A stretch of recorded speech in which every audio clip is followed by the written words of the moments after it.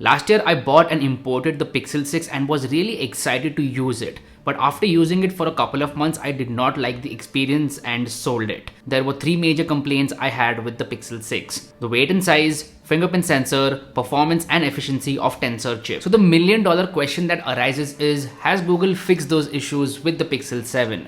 Well, let's find out. My name is Harish Punjabi. Sit back, relax and have fun.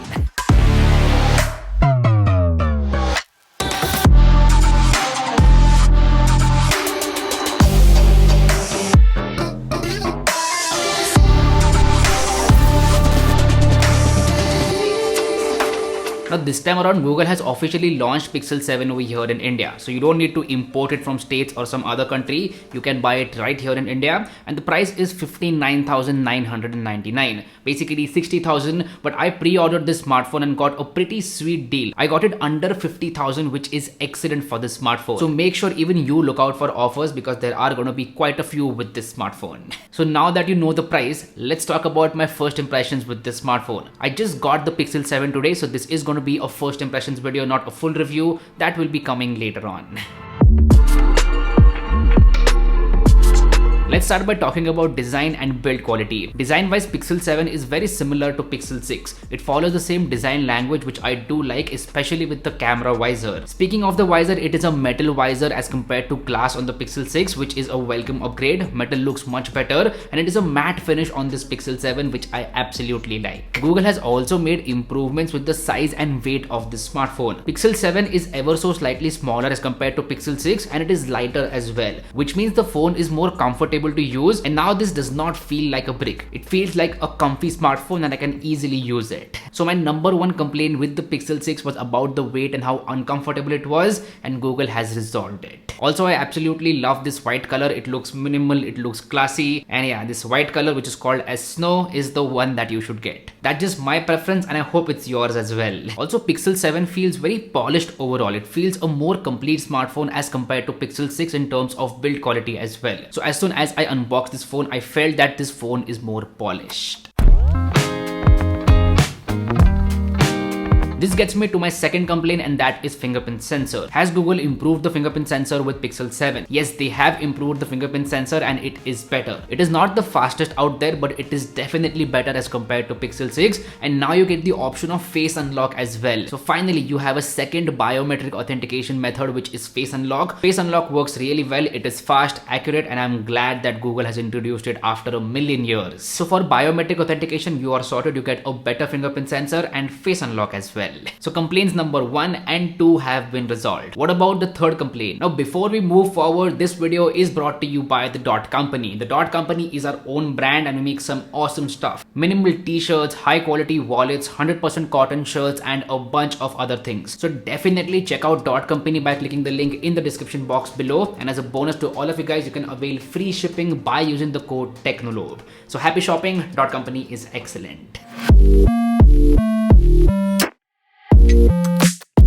With Pixel 7, you get a new chip which is called as Tensor G2, and along with that you get 8GB of RAM and 128GB of internal storage. How is the performance of Tensor G2? I would say it is similar to Snapdragon 870. So I don't expect it to perform like Snapdragon 8 Plus Gen 1 or the A16 Bionic. It's not going to do that. I would say the performance is similar to Snapdragon 870, which is not a bad thing by any means. It's a very good chipset and the entire smartphone feels smooth. I did not notice any lags whatsoever. Scrolling, swiping around, opening applications, switching between applications, everything is working smooth for me. Now I am a normal user, I'm not a gamer by any means, but if you are a gamer, then you should stay away from the Pixel 7 because the chipset is not the best out there. In this price range, you can get way better phones with Snapdragon 8 Plus Gen 1, and you should buy those phones if you're a heavy gamer. But if you're not, then you're going to love the Pixel 7 and the new Tensor chip as well. Tensor G2 is definitely better than the previous Tensor chip, which is a welcome upgrade. Now we all know Google's strong suit is software, and with the Pixel 7 you get the best of Android. It is pure stock Android 13 with some great new features like photo unblur. Say you have an old photo in your Google Photos which is blur, you can quickly unblur it using the new unblur feature, and it works surprisingly well. Google is doing this with the use of AI and ML, and the results are pretty surprising, to be honest. Unblur is one of my favorite new features with the Pixel 7, and yes, it is exclusive to the Pixel 7 series. Maybe in the future they will launch it for everyone, but as of this moment it is exclusive to the Pixel 7 series. performance. You also get improvements all around with Android 13. It's a very refined experience, and I would say Android 13 is polished. You see what I did there? The title of this video,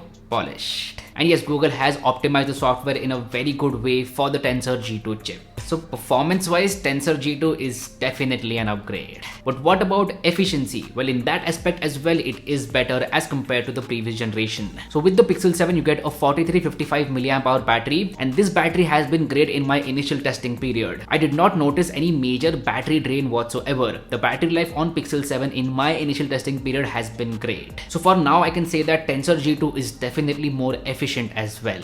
As far as charging goes, you get wired as well as wireless charging, but no charging brick inside the box. Now, if you want fast charging with the Pixel 7, you will have to buy a USB PD charger. So I have a 33 watt USB PD charger, and with that I was able to charge Pixel 6 and got fast charging as well. Now, I don't know if it was pulling the full 33 watts. I'll do that testing and will mention about it in my full review. But yeah, coming back to the main point, Google has upgraded the Tensor chip, and it is better in terms of performance as well as efficiency. It might not be the best and industry leading, but it is definitely better as compared to its previous generation.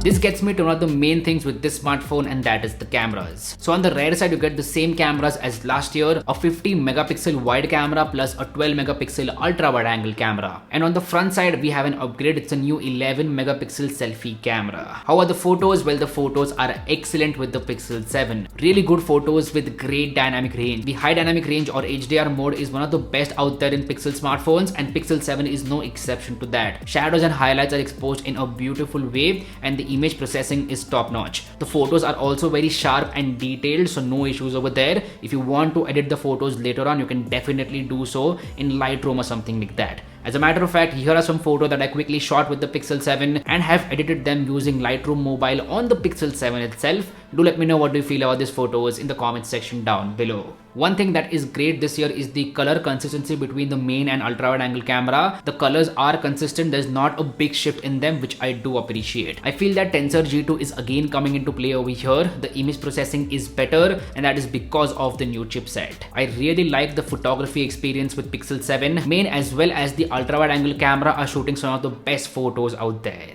What about video? Well, you can shoot up to 4K at 60 FPS. The video quality is good and improved, but it is still not as good as iPhones. iPhones are still the champion when it comes to video recording. You also get a new cinematic blur mode, which is basically portrait mode for videos, and it works really well. Google is making use of their software and the new Tensor G2 chip for this, and it works really well. As far as front camera goes, it is improved, and you can see that. You can shoot some really good selfies with Pixel 7. This smartphone does an excellent job in terms of skin tones. The skin tones are very natural and it works really well. Also, again, the HDR mode is superb with the front camera. I really like the selfies over here. One great thing is that you can shoot up to 4K at 60 FPS with the front camera as well. Yes, 4K 60 FPS for the front camera as well.